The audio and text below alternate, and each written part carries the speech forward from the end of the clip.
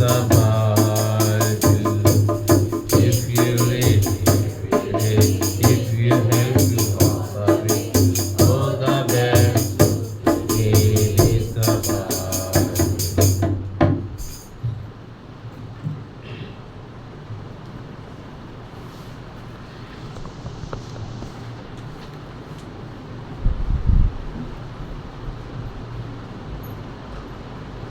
యోహాను సువార్త 2వ అధ్యాయం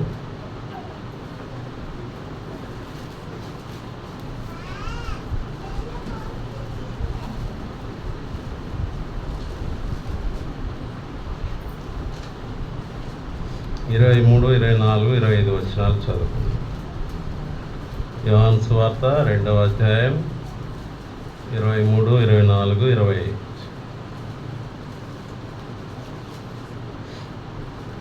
మనందరం కలిసి చదువుకుందాం.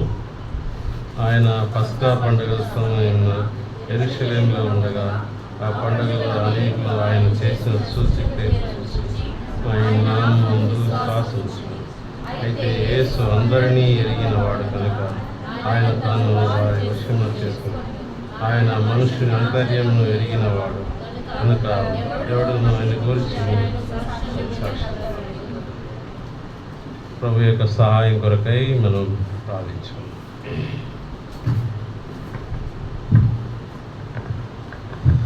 తండ్రి, స్తోత్రములు. చదవబడిన వాక్యాన్ని విడిచిపంచి పెట్టండి. నిలబడచు నిష్ప్రయం దాసుని శిలువ చాటున మరుగుపరచని ధర్మశాస్త్రంలోని ఆశ్చర్యమైన సంగతి చూసినట్లు మా కన్నులు తెరవండి. నోట మీ మాటలు ఉంచండి దేవా.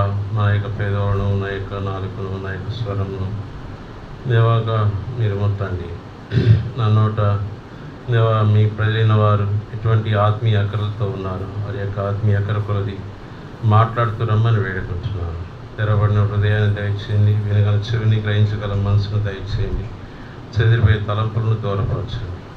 యేసుక్రీస్తు నామమున స్తుతించి ప్రార్థించి అడిగి వేడుకుంటున్నాను పరమ తండ్రి. ఆమేన్.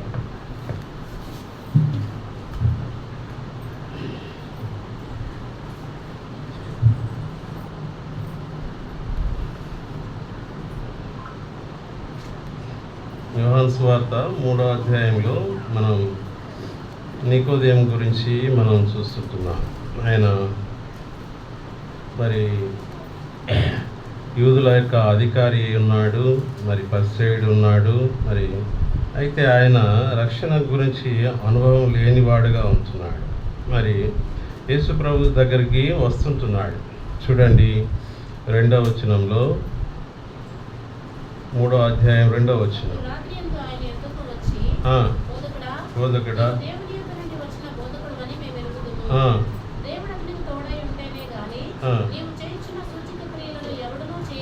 ఎవడును చేయలేడని ఆయనతో చెప్పాను.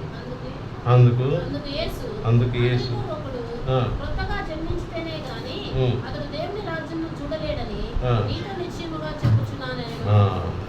కాబట్టి దేవుడు రాజ్యం చూడాలంటే ఒకడు కొత్తగా జన్మించాలి. కాబట్టి నికోదేముకి అర్థం కాలే, ఆ విషయాలు అర్థం కాలే. ఏంటి కొత్తగా జన్మించడం ఏంటి? 4వ వచనంలో అంటున్నాడు,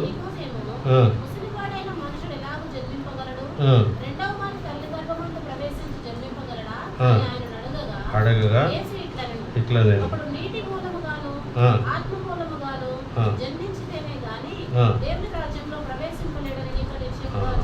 కాబట్టి దేవుడి రాజ్యంలో ప్రవేశించాలంటే ఒకడు నీటి మూలంగాను ఆత్మ మూలంగాను జన్మించితే కానీ పరలోక రాజ్యంలో ప్రవేశించాడు.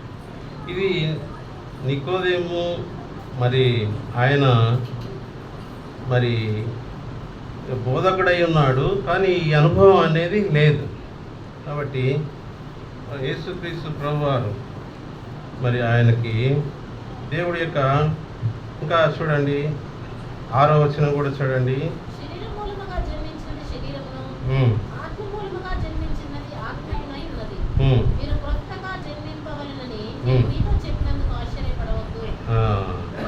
కాబట్టి 10వ వచనం కూడా యేసుప్రభు అడుగుతున్నాడు. 10వ వచనం. యేసు ఇట్లా నేను ఇశ్రాయేలుకి బోధకుడు అయింది, వీటిని ఎరుగవా?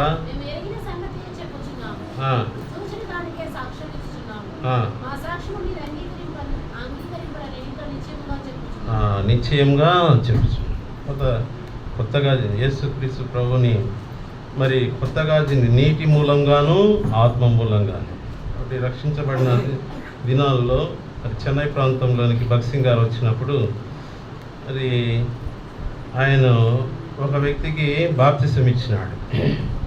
ఏ వ్యక్తి కంటే మామూలుగా ఆర్సిఎం మామూలుగా చిలకరింపు బాప్తిసం ఇచ్చిన వాడికి బాప్తిసం ఇచ్చినాడు.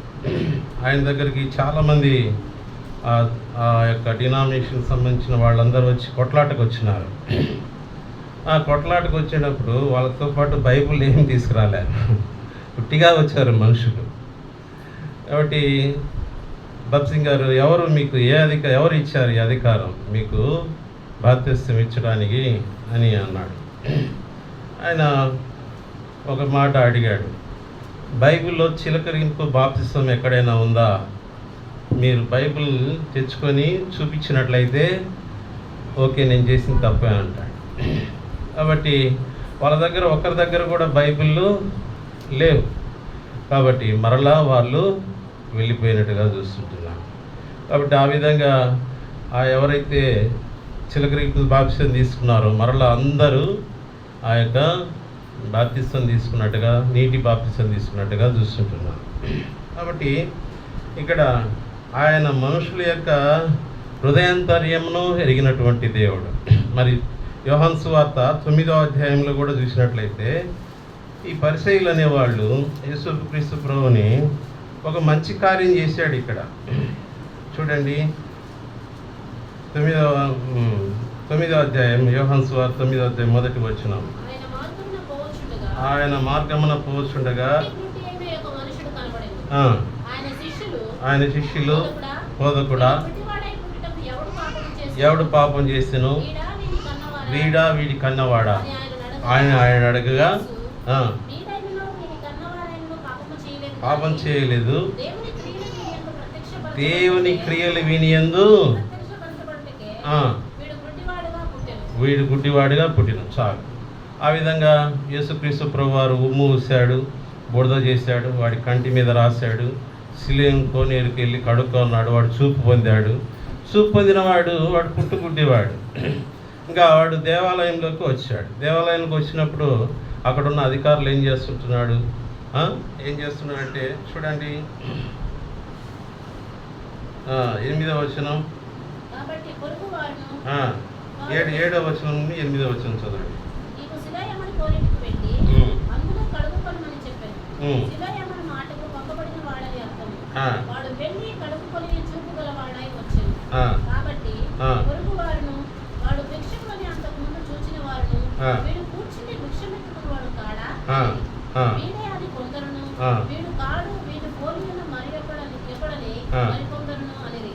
కాబట్టి మంచి కార్యమే చేశారు. పరిసయ్యులు ఏం చేయాలా? ప్రతిదీ ఏం చేస్తారు? తప్పు పెడతారు. యేసుక్రీస్తు బోధిస్తున్నప్పుడు వ్యభిచారమందు పట్టబడిన స్త్రీని తీసుకొచ్చాడు. ఆయన బోధిస్తున్నాడు, బోధించనీటల్లా ఏమంటున్నాడు? బోధకుడా, ఏం వ్యభిచారమందు పట్టబడింది, మోషే ధర్మశాస్త్ర ప్రకారం ఏమైనా ఏం చేయాలా? నువ్వేం చెప్తావు? తప్పు పట్టడమే, శోధించటమే పని.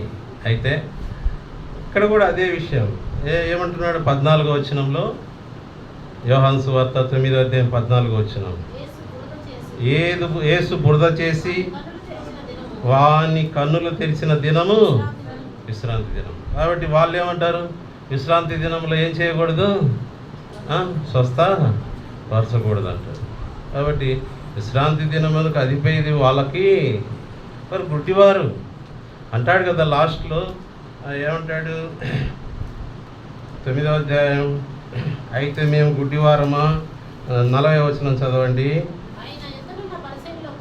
ఆయన యొద్దనున్న పరిసయ్యుల కొందరు ఈ మాట విని మేమును గుడ్డివారమా అని. అంటే గుడ్డివారం అంటే ఆత్మీయంగా వాళ్ళు ఎటువంటి వారు?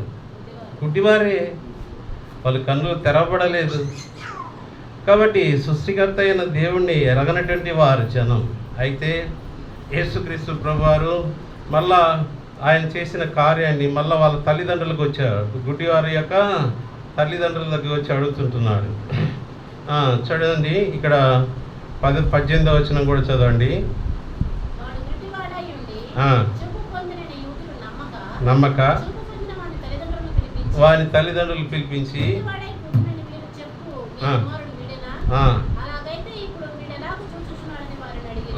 మళ్ళా వాళ్ళ దగ్గరికి వచ్చినాడు. వాళ్ళు తెలియదు ఏం చేస్తారు, యేసుక్రీస్తు ప్రభుని రక్షకుడిగా అంగీకరిస్తే సమాజ మందిరం నుండి వెలివేస్తారని వాళ్ళకు భయం. అయ్యా మాకు తెలియదు, వీడు వయసు వచ్చినాడు, చిన్నపిల్లోడు కాదు, వీడిని అడగండి, వీడి ద్వారా ఏ క్రియలు జరిగాయి, వీడు కళ్ళు ఎట్లా చూపు పొందాడు, వీడు వయసు వచ్చినవాడు కాబట్టి వీడినే అడగండి. కాబట్టి యేసుక్రీస్తు ప్రభు వారు మరి ఆయన విషయంలో మరి గుడ్డివాడిని 32వ వచనం చూడండి. యోహాను సువార్త 9వ అధ్యాయం 32వ వచనం.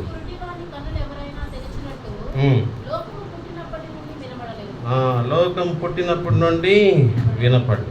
కాబట్టి గుడ్డివాడు వారు వారి యొక్క ఈ లోకాన్ని ఎరగనటువంటి వారు, చీకట్లో ఉన్నటువంటి వారు. అయితే దేవుడు ఆయన స్వస్థపరిచాడు. కాబట్టి ఈ విధంగా దేవుడు ఎంతో సూచక్రియలు చేస్తూ వచ్చాడు. అయితే 22వ వచనం 23వ వచనం చదివినట్లయితే, వాని తల్లిదండ్రులు యూదులకు భయపడి అలాగా చెప్పిరి. ఎందుకనైనా ఆయన క్రీస్తు అని ఎవరైనా ఒప్పుకొని ఎడలా వానిని సమాజ మందిరంలో నుండి ఏం చేస్తారు, వెలివేస్తారు. కావున వాళ్ళ తల్లిదండ్రులు వాడు వయసు వచ్చిన వాడు వారిని అడుగురండి. కాబట్టి వారిని అడుగురండి. కాబట్టి భయపడ్డారు.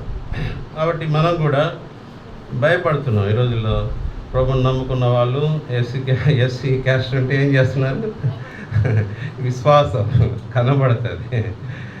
కాబట్టి ఎవరు ప్రభు కోసం ఉంటారో, ప్రభు సాక్షి, ఎవరైనా ఎక్కడైనా సాక్ష్యం ఇవ్వాలంటే భయం, దేవుడు వాక్యం చెప్పాలంటే భయం. మనం ప్రభువుని ఏర్పరచుకుంది. దేవుడు మనల్ని మీరు నాకు సాక్షులు అన్నారు. అపోస్తల కార్యములు 1వ అధ్యాయం 8వ వచనం, 1వ అధ్యాయం 8వ వచనంలో ఏమన్నాడు, ఆయనను పరిశుద్ధాత్మ మీ మీదకి వచ్చినప్పుడు మీరు శక్తి నొందిదరు కనుక యెరూషలేములోను సమరయ దేశం అంతటను భూ దిగంతముల వరకు నాకు సాక్షులై ఉండరని వారితో చెప్పాను. కాబట్టి ప్రియులారా, మనం ప్రభు గురించి, యేసుక్రీస్తు ప్రభు ఆయన మరణ పునరుద్ధానములు ప్రకటించాలి. ఆ బలలో పాల్గొంటున్నాం మనము. యేసుక్రీస్తు ప్రభు యొక్క సువార్తను అప్పగించేది ఎవరికి పని అంటే మనకి ఇచ్చినాడు దేవుడు. మీరు సర్వ సృష్టికి వెళ్ళి సువార్తను. కాబట్టి వారు నమ్ముతారో నమ్మరో ఆ పక్కన విషయం. నోహ దినాల్లో ఎట్లా వచ్చిందో, నోహ దినాల్లో అప్పటి కాలం వరకు వర్షం అనేది ఎట్లా ఉంటుందో తెలియదు. అయితే ఆ నోహ చెప్పాడు ప్రజలకి, వర్షం వస్తుందయ్యా, ఈ యొక్క జలప్రలయం రాబోతుంది, అదంతా నాశనం అయిపోతుందంటే వాళ్ళు అపహసించినారు. ఆ కాలంలో ఇదే విధంగా ఎలా జరిగిందో ఇదే విధంగా ప్రభువైన యేసుక్రీస్తు వారు మరలా ఇదో నేను త్వరగా వస్తున్నాను అంటున్నాడు. కాబట్టి ఈ లోకంలో మనం ఎవరు మెప్పు కోరాలి చెప్పండి? మనుషుల మెప్ప, దేవుడి మెప్ప? దేవుడు మెప్పు కావాలి. దేవుడు వాక్యం చూడండి, యోహాను సువార్త 12వ అధ్యాయంలో, యోహాను సువార్త 12వ అధ్యాయం 42-43.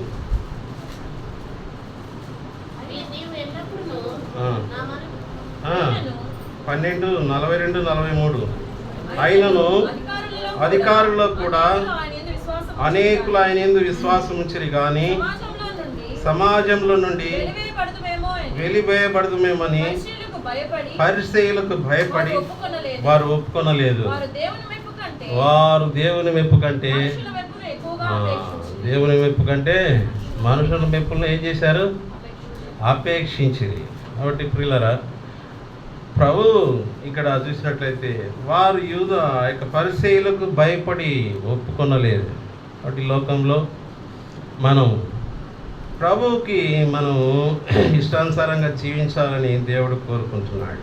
కాబట్టి ఆ యొక్క పేతురు విషయంలో చూసినట్లయితే యేసు ప్రభువాన్ని ఎవరో నాకు తెలియదని ముమ్మారు బొంకాడు. యేసు ప్రభుతో మరి ఆయన 3.5 సంవత్సరంలో ఆయన బోధలు విన్నటువంటి వ్యక్తి వాక్యం అంతా ఎట్లా పోయింది, ఆయన చెప్పిన బోధ అంతా ఎట్లా పోయింది. ఆయనతో ఉన్న మొదటి శిష్యుడు అసలు యేసుప్రభు ముందరనే చెప్పాడు, నువ్వు ముమ్మారు నన్ను ఎరగనంట. అయితే మరలా సంతాపడి ఏడ్చాడు. అయితే మరలా తర్వాత ప్రభు కోసం ఆయన ప్రసంగం చేస్తే అద్భుతాలు చేసినాడు దేవుడు. చూడండి, మత్తయి సువార్త 24వ అధ్యాయంలో 34వ వచనం, 26-34 మత్తయి సువార్త 26-34. యేసు అతని చూచి ఈ రాత్రి కోడి కూయక మునుపే నీవు నన్ను ఎరుగనని మిమ్మారు చెప్పేదవని నీతో నిశ్చయముగా చెప్తాను. కాబట్టి ఆ యొక్క చిన్నది అది చలిమంట దగ్గర ఉన్నప్పుడు ఆ యొక్క రానువారు ఏమని చెప్పినారు, నువ్వు యేసు ప్రభుతో ఉన్నవాడి కదా. బొగ్గాడు. యేసు ప్రభు నాకెవరో తెలియదు. మరలా అడిగారు, నువ్వు యేసు ప్రభులో ఉన్న ఒక శిష్యుడు కదా. కాదు. కాబట్టి 3వసారి అడిగాడు. అప్పుడు ఎమ్మటే ఏమేసింది, యేసు ప్రభు చెప్పినట్టు కోడి కూయక మునిపే నువ్వేమంటావు, ముమ్మారు నన్ను ఎరగనంటావు. కాబట్టి ఆ విధంగా తప్పిపోయిన పేతురే మరలా ప్రభు దగ్గర మరి సంతాపడి ఏడ్చాడు, ప్రభు కోసం జీవించాడు. మరి ఆయన జీవితం చూసినట్లయితే మరి తలకిందులుగా సిలువ వేయబడుతూ వచ్చాడు. చూడండి, మత్తయి సువార్త 26వ అధ్యాయం 58వ వచనం, 26-58. పేతురు ఇంటి ముంగిట వరకు ఎట్లా వెంబడిస్తున్నాడంట, దూరం నుండి వెంబడించి దీని అంతమేమో చూడవాలని బంట్రొత్తులతో కూడా కూర్చున్నాడు. కాబట్టి ఆయన ఇంకా చూడండి, మత్తయి సువార్త 26వ అధ్యాయం 75వ వచనం కూడా, కనుక కోడి కూయక మునుపు నీవు నన్ను ఎరగని ముమ్మారు చెప్పేదనని యేసు తనతో అనిన మాట పేతురు జ్ఞాపకం తెచ్చుకొని ఎలుపలికి పోయి సంతాపపడి. కాబట్టి మన యొక్క విశ్వాస జీవితంలో మనం ప్రభు వాక్యం వింటాం. అయితే విన్న వాక్యం మనలో ఏం చేయదు. 4 రకాల విత్తనాలు ఉన్నాయి. ఒక విత్తనం ఎక్కడ పడిందంట, త్రోవ పక్కన పడిన విత్తనం. ఇంకొక విత్తనం ముళ్ళ పొదలో పడిన విత్తనం. ఇంకొక విత్తనం రాతి నేల పడిన విత్తనం. కాబట్టి వాక్యాన్ని వింటున్నాం. ఆ విత్తనాలు ఫలించకపోవటానికి కారణం ఏంటి? కారణం ఏంటంటే వారి యొక్క విశ్వాస జీవితంలో త్రోవ పక్కన పడిన విత్తనం ఎవరు ఎత్తకపోయారంట, కాకులు వచ్చి ఎత్తకపోయాయి.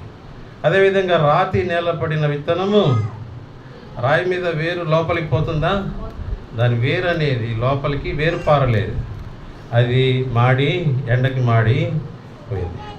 అదేవిధంగా ముళ్ళ పొదల్లో పడిన విత్తనము ధనము ఐహిక విచారం చేత ఏం చేసింది, అణిచివేసింది. కాబట్టి మన యొక్క విశ్వాస జీవితంలో ప్రభు వాక్యం ఎంతో వింటున్నాం. మీరు వాక్యము వినుమట్టు మారమే కాకుండా వాక్యం ప్రకారం ఏం చేయాలంట, చూసుకోవాలి. కాబట్టి అలాగా ఉంటే మనల్ని మనం ఏం చేసుకుంటాం, మోసపుచ్చుకుంటామని దేవుడు వాక్యం. కాబట్టి మంచి నేలన పడిన విత్తనం చూడండి, లూకాసు వార్త 8వ అధ్యాయంలో, లూకాసు వార్త 8వ అధ్యాయం 13వ వచనం,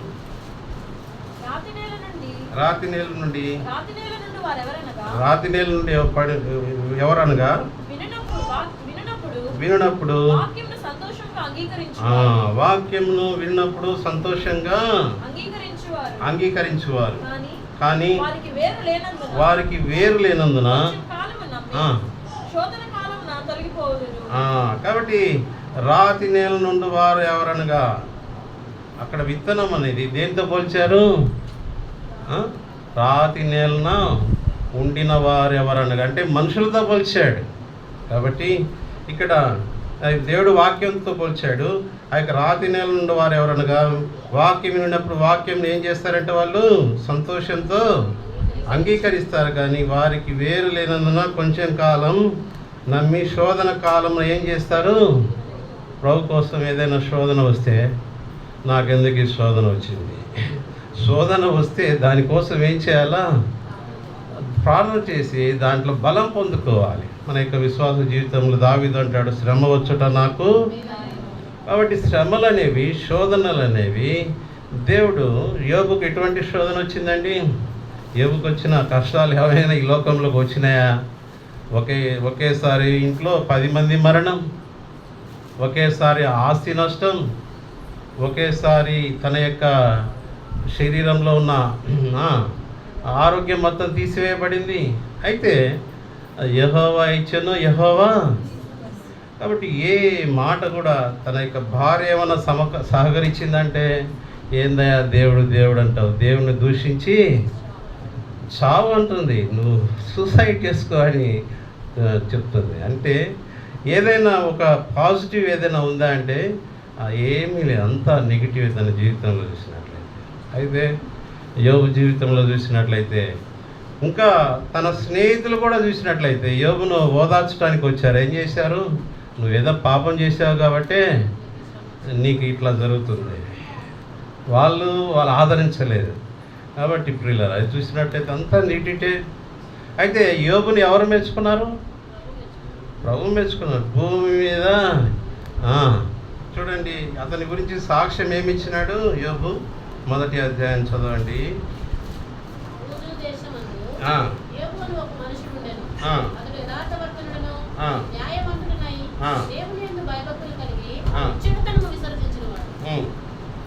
కాదు, అతని గురించి సాక్ష్యము భూమి మీద అతని అంటే వాడు ఎవరు?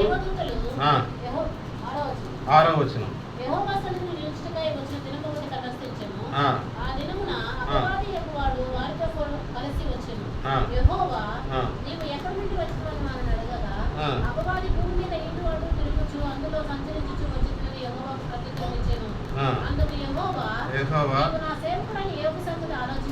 నీవు నా సేవకుడైన యోబు సంగతి ఆలోచించితివా?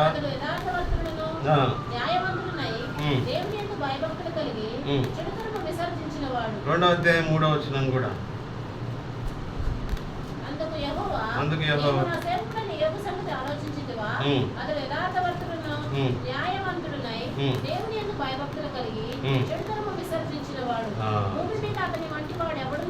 భూమి మీద అతని వంటి వాడు ఎవరి మాట పలికేది? మనుషుడిచ్చే సాక్ష్యం కాదండి, ఇది దేవుడు సాక్ష్యం. మోషేకు కూడా చెప్పాడు, మోషే నా ఇల్లంతటిలో, అది దేవుడు ఇచ్చిన సాక్ష్యం. యోబుకు కూడా ఇచ్చిన సాక్ష్యం ఏంటంటే భూమి మీద అతని వంటి వాడు ఎవరు లేరు. కాబట్టి అతడు మరి ఈ విషయంలో చూసినట్లయితే మరి ఆ యొక్క ఫలాలు మన యొక్క విత్తనం అనేది ఏ విధంగా ఫలించాల? మంచి నేలన పడి అది 30 అంతలుగాను 60 అంతలుగాను 100 అంతలుగాను ఫలించాలి. ఎవరు ఫలిస్తారంటే ప్రభు కోసం సాక్ష్యం. మరి ఆ యొక్క చూడండి, ఇక్కడ లూకా సువార్తలోని 8వ అధ్యాయం 15వ వచనం చదవండి. మంచి నేల నుండి విత్తనమును పోలిన వారు ఎవరనగా యోగ్యమైన మంచి మనస్సుతో వాక్యము విని దాన్ని అవలంబించి ఓపికతో ఫలించు. కాబట్టి ఇక్కడ మంచి నేలన పడిన విత్తనం పోలిన వారు ఎవరనగా యోగ్యమైన మనస్సుతో, మంచి మనస్సుతో వాక్యం విని దాన్ని ఏం చేస్తారంట? అవలంబించి ప్రాక్టీస్ చేస్తారు. అంతేకాకుండా ఓపికతో ఏం చేస్తారు? ఫలిస్తారు. అనేక జీవితంలో దేవుడు ఫలించాలని దేవుడు కోరుకుంటున్నాడు. కాబట్టి లూకా సువార్త 12వ అధ్యాయంలో చూసినట్లయితే 12:4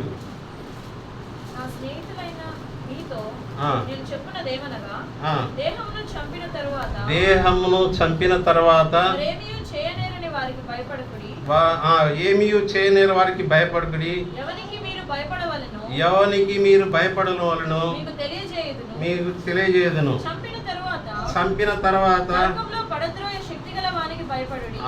నరకంలో పడదోయు శక్తి గలవానికి భయపడుడి, ఆయనకే భయపడని మీతో చెప్పుచున్నాను. చదవండి 6-7. 5 పిచ్చుకలు 2 కాసులకు అమ్మబడును కదా, అయినను వాటిలో ఒకటైనను మరవబడదు. లెక్కింపబడినవి. భయపడుకుడి, మీరు అనేకమైన పిచ్చుకల కంటే శ్రేష్ఠులు కారా? నేను నీతో చెప్పున్నదేమనగా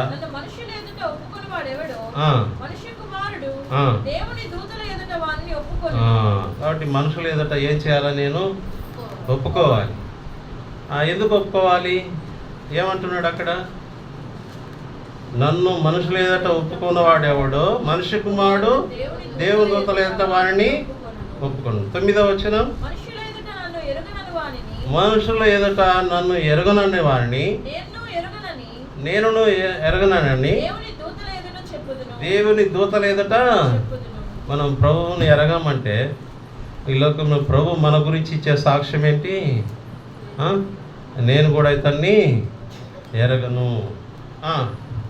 కాబట్టి 9వ వచనంలో మనము దీన్ని బట్టి ఏం చేయాలంటే మనము సాక్ష్యం ఇవ్వాలి. మనలో ఉన్న దేవుడు లోకాన్ని జయించినటువంటి దేవుడు. 1 యోహాను 4వ అధ్యాయం 4వ వచనంలో ఏం చెప్తుంది?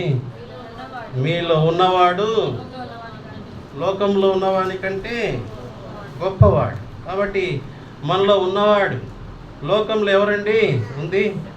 ఎవరుంది లోకంలో? అపవాది. మనలో ఉన్నవాడు లోకంలో ఉన్నవాడు కంటే గొప్పవాడు. కాబట్టి ఆ జయాన్ని దేవుడు మనకి ఇచ్చాడు. లోకాన్ని జయించిన జయాన్ని మనకి ఇచ్చినాడు. కాబట్టి ఈ యొక్క లూకా సువార్తలో 12వ అధ్యాయం 8వ వచనంలో చూసినట్లయితే 8-9 చదవండి. 12 మరియు మీతో చెప్పున్నదేమనగా నన్ను మనుషుల ఎదుట ఒప్పుకున్నవాడెవడు మనిషి కుమారుడు దేవుని దూతల ఎదుట ఎరుగనని వాడు చెప్పుదును. కాబట్టి ఈ లోకంలో మనం ప్రభు మనకిచ్చిన 2 పనులు, మనం బ్రతికున్న క్రిస్టియన్స్కు దేవుడు మనకి ఈ లోకంలో మనల్ని ఎందుకోసం ఉంచాడంటే 2 పనులు. ఒకటి ఆత్మల రక్షణ కోసం, రెండవది సంఘ నిర్మాణం కోసం.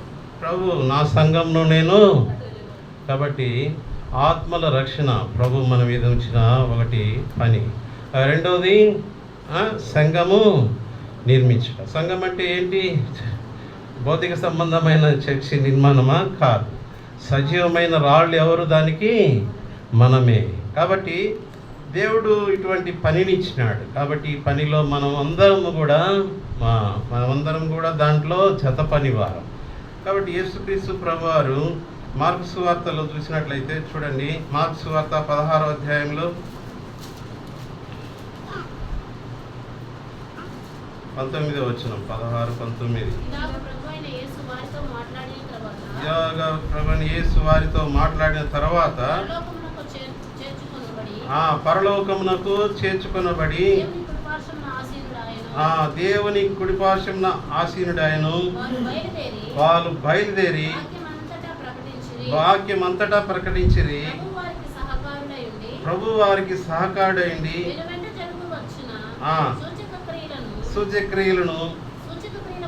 సూచక్రియల వలన వాక్యం ఏం చేస్తుంది? స్థిరపరచు. కాబట్టి వాక్యం మనం ప్రకటించినప్పుడు దేవుడు అక్కడ కార్యాలు చేసేవాడుగా ఉంటాడు.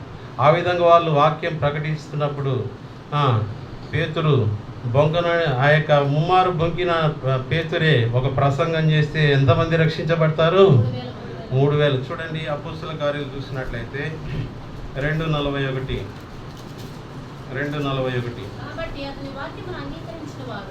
అతని వాక్యమును అంగీకరించిన వారు బాప్తిసం పొందిరి. ఆ దినమందు ఇంచుమించు ఎంతమంది చేర్చబడ్డారు? ఎవరు ప్రసంగం చేస్తే? పేతురు. ఈ పేతురు మొదట ఎటువంటి వ్యక్తి అండి? యేసు ప్రభు నాకు ఎవరో తెలియదని ముమ్మారు బొంకినటువంటి వ్యక్తి. అయితే దేవుడు ఆయన ఇంకా చూడండి అపోస్తల కార్యములు 4వ అధ్యాయం 4వ వచనం కూడా చదవండి. అపోస్తల కార్యములు వాక్యం వినిన వారిలో అనేకులు నమ్మిరి. వారిలో పురుషుల సంఖ్య ఇంచుమించు 5,000 మంది. కాబట్టి ఇప్పుడు ఎంతమంది రక్షించబడ్డారు?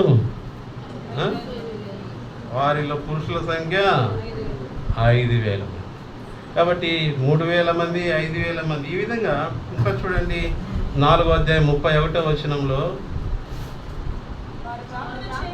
వారు ప్రార్థన చేయగానే వారు కూడి ఉన్న చోట కంపించెను. వారందరూ పరిశుద్ధాత్మతో నిండిన వారై దేవుని వాక్యమును ఎట్లా బోధించారంట? ధైర్యంగా బోధించారు. ఇక్కడ వాక్యం చెప్పకూడదంటే మేము దేవుడి మాట వినాలనా, మీ మాట వినాలనా? మన వాక్యం చెప్పమన్నది ఎవరు? మీరు సర్వ సృష్టికి వెళ్ళి సువార్తను ఎవరు చెప్పింది ఈ మాట? పేతురు అడుగుతాడు, మీరు మీ మాట వినాలనా, దేవుడి మాట వినాలనా అన్నాడు. అడిగితే మీరు దేవుడి మాట వినాలి కదా. కాబట్టి అక్కడ వాక్యం ప్రకటించారు. కాబట్టి ఇంకా చూడండి 5వ అధ్యాయంలో 14 వచనం చదవండి. 5 అపోస్తల కార్యములు ప్రజలు వారిని గణపరచుచుండిరి. పురుషులను స్త్రీలను అనేకులు మరి ఎక్కువగా విశ్వాసులై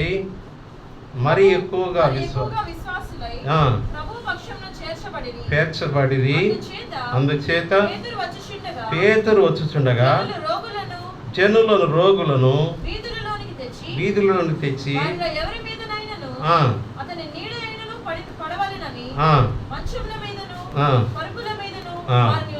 పేతురు వస్తుంటే ఆ యొక్క బజార్లో ఏం చేసినారు?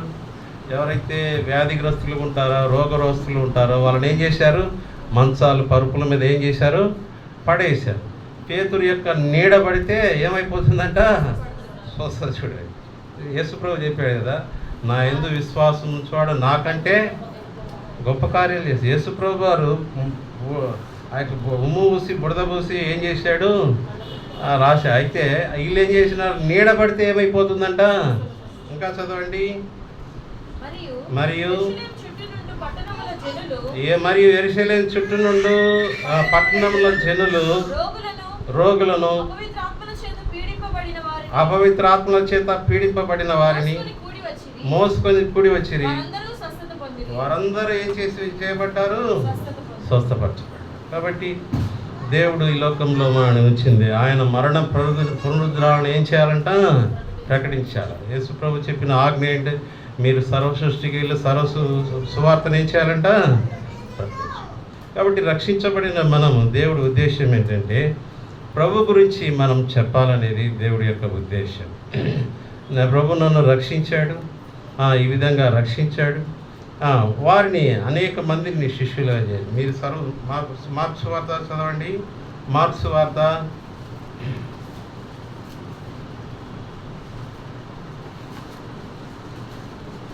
16వ అధ్యాయం 15వ వచనం. మరియు మీరు సర్వలోకమునకు వెళ్ళి సర్వ సృష్టికి సువార్తను ప్రకటించుడి. నమ్మి బాప్తిసం పొందినవాడు రక్షింపబడును, నమ్మని వానికి ఏమి విధించబడుతుందంట? కాబట్టి ఇంకా 17వ వచనం. నమ్మిన వారి వలన ఈ సూచక్రియలు కనబడును. ఏమనగా నా నామమున దయ్యమును వెళ్ళగొట్టుదురు, కొత్త భాషలు మాట్లాడుదురు, పాములను ఎత్తి పట్టుకునుదురు, చేయదు. మరణకరమైనది ఏమి తాగినను వారికి హాని చేయదు. రోగుల మీద చేతులుంచినప్పుడు రోగుల మీద చేతులుంచినప్పుడు వారు స్వస్థత నొందుదురు. వారు ఏం చేస్తారు? స్వస్థత నొందుదురు. ఇది ఎవరికి ఇచ్చారు అధికారం చెప్పండి? అందరికి యేసుక్రీస్తు ప్రభువుని నమ్ముకున్న వాళ్ళందరికీ ఏమి ఇచ్చినాడు? అధికారం ఇచ్చాడు ప్రభు. అందుకే మీరు ఎవరైనా రోగి అయినలా వాడిని ఏం చేయాలంట? సంఘ పెద్దను పిలిపించి ఏం చేయాలంట? వాడికి నూనె రాసి విశ్వాస సహితమైన ప్రార్థన రోగిని. కాబట్టి దేవుడు ఇచ్చిన ఈ యొక్క ఆజ్ఞ అది. కాబట్టి మనం బలలో పాల్గొంటున్నాం. మనము ఆయన మరణ పునరుద్ధానం గురించి మనం సాక్ష్యం ఇచ్చేవారుగా ఉండాలని, ఈ లోకంలో ప్రభు కోసం అనేక ఆత్మలను ప్రభు రక్షించాలని దేవుడి ఉద్దేశం. దేవుడు ఇచ్చిన తలాంతులతోటి మనం ఆత్మలను ఆదాయం చేయాలనేది దేవుడి యొక్క ఉద్దేశం. కాబట్టి తలాంతులు ఇచ్చిన దేవుడు మరలా రెక్కాడిగాడు. మరి తలాంతుల విషయంలో చూసినట్లయితే ఏమన్నాడు? 5 తలాంతులు ఇచ్చిన వాడిని ఏం చేశాడు? 5 తలాంతులు సంపాదించాడు. వాడిని ఏమన్నాడు? ఏమని మెచ్చుకున్నాడు? 2 తలాంతులు ఇచ్చిన వాడిని 2 సంపాదించాడు, 2 చేశాడు, 4 చేశాడు. అయితే 1 తలాంతు ఒకటికి ఇచ్చాడు. ఏం చేశాడు వాడు? భూమిలో పాతి పెట్టాడు. ఏమన్నాడు వాడిని? సోమరివైన చెడ్డదాసుడు. వాడి సోమరివైన చెడ్డదాసుడా అన్నాడు. ఎందుకన్నాడు? తన తలాంతును ఉపయోగించి ఏం చేయాలో? ఆత్మలని రక్షించాడు. కాబట్టి మన యొక్క విశ్వాస జీవితంలో ప్రభు మన అంతర్యంలో ఎరిగినటువంటి దేవుడు, అందరి హృదయాలను ఎరిగినటువంటి దేవుడు. వీళ్ళు మనం కూర్చుండుట, లేచుట, నిల్చుట ఆయనకు మరుగైనది కాదు. యెహోవా కన్నులు ఆకాశం నుంచి నరులను కన్నులారా చూస్తున్నవి. కాబట్టి మనము ప్రభు గురించి ఈ లోకంలో ఆత్మల కొరకు ఆత్మలు రక్షించేవారిగా, రెండవది సంఘ నిర్మాణంలో మనం పాలిభాగస్తులు కావాలనే దేవుడి యొక్క ఉద్దేశం. ఆ విధంగా ఉండి ఈ లోకంలో ప్రభు కోసం మనం సాక్షులుగా జీవించాలని దేవుడు కోరుకుంటున్నాడు. దేవుడు కొద్ది వాక్యం దీవించును గాక. మనం బలలో సమీపిస్తాం. మనం ప్రార్థనలో ఉందాం. మంచి నేలను పడిన విత్తనం వలె మనం 30 అంతలుగాను, 60 అంతలుగాను, 100 అంతలుగాను ఫలించుటకు ప్రభు మనకు సహాయం తెచ్చినాక ఆ విధంగా ఫలించాలని దేవుడు కోరుకుంటున్నాడు.